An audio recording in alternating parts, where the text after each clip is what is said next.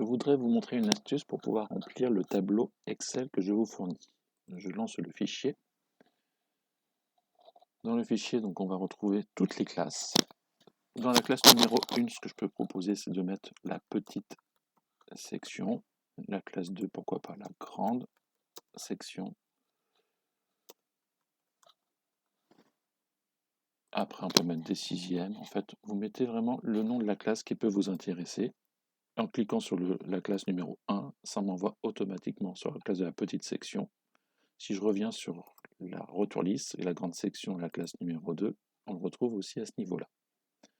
Je vais aller sur la classe numéro 1, je vais mettre le premier acheteur qui s'appelle Bradan, qui souhaiterait acheter un ballotin de 500 g de chocolat de Pâques ainsi qu'une boîte de lapin guimauve.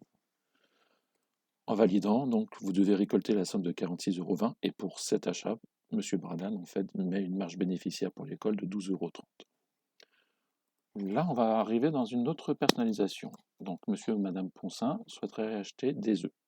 Un œuf de 13 cm noir, un œuf de 13 cm lait et un œuf de 15 cm lait croustillant. Ils vont rajouter un article comme des boîtes de friture en chocolat. Ça nous fait un total de 4 articles pour 84,40 € récoltés, facturés 70,85 €, donc une marge bénéficiaire de 13,55 €. Il faut mettre les prénoms. Pour mettre le prénom, on va mettre le premier, Lucie, en 13 cm noir. Là, je voudrais passer à la ligne, mais en restant dans la même cellule. L'astuce est la suivante. J'appuie sur la touche Alt de mon clavier et la touche Entrée.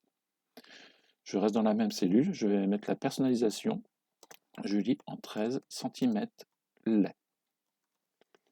J'appuie sur la touche Alt du clavier et la touche Entrée. Je reste dans la même cellule pour faire ma troisième ligne. Et je vais mettre tout simplement le prénom Pierre en 15 cm lait croustillant. Je vais mettre un petit point pour terminer. Et là, on appuie sur la touche Entrée du clavier. En faisant ça, ça nous permet d'avoir tout simplement, pour un acheteur, le nom, les 4 articles, la somme totale récoltée, mais la personnalisation. Donc je me retrouve ici avec 3 prénoms dans la même cellule. Donc pour ça, c'est bien Alt plus Entrée. Les 3 prénoms, vous les retrouvez dans la partie haute. Pour l'instant, je n'en vois que 2, mais on peut tout simplement agrandir la zone. Vous voyez, on l'agrandit autant qu'on veut. Si je reste sur une zone, on a la possibilité, avec l'ascenseur, de pouvoir changer. Et si les deux lignes ne correspondent pas, on va venir agrandir. Je vais laisser à 3, pourquoi pas.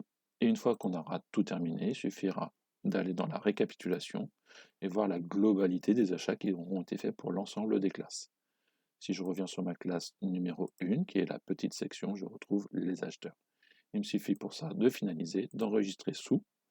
Je vais me mettre dans un dossier et je vais marquer ici, c'est le lycée Diane de Poitiers.